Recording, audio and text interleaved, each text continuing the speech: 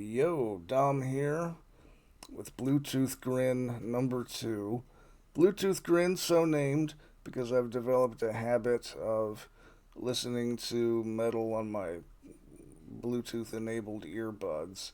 I use Raycon earbuds, which sound fantastic. This is not a paid advertisement.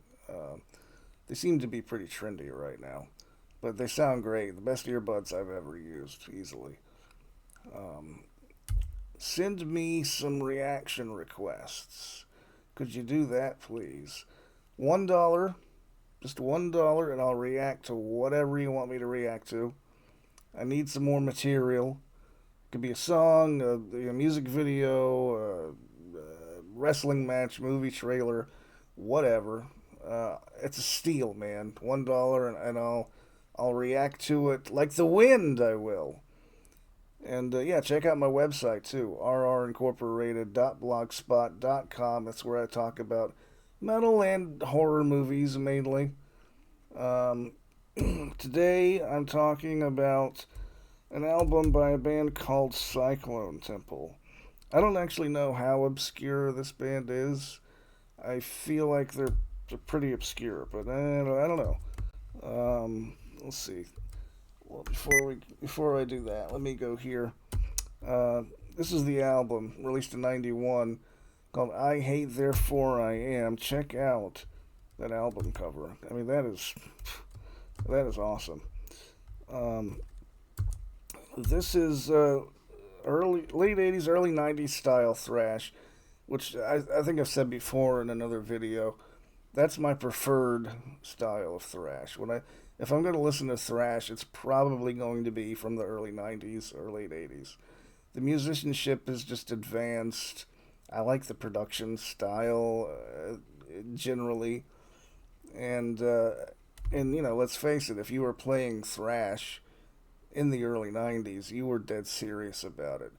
All of the major bands had essentially distanced themselves from thrash. So, the only bands that were left were the real McCoys, so to speak. Um, this one, Cyclone Temple, kind of sounded like Anthrax, John Bush era Anthrax, maybe a little bit of Persistence of Time. And, that's the Sound of White Noise is probably my favorite Anthrax album.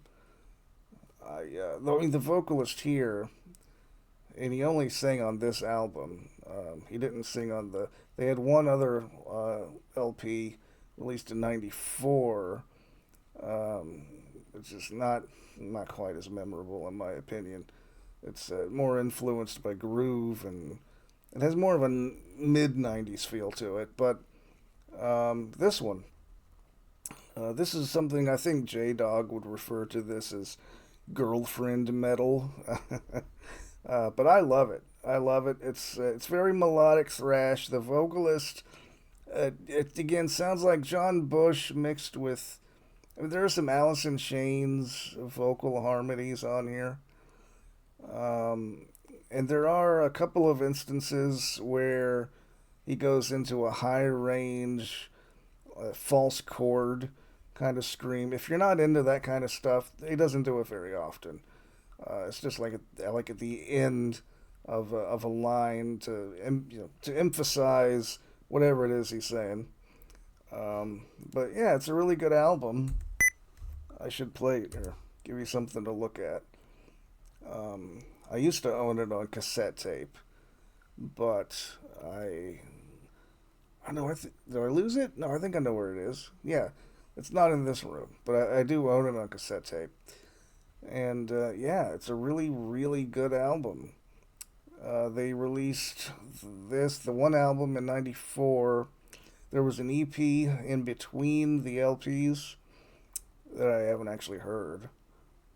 But yeah, this is the one to go for. Um, yeah, it's a really good album.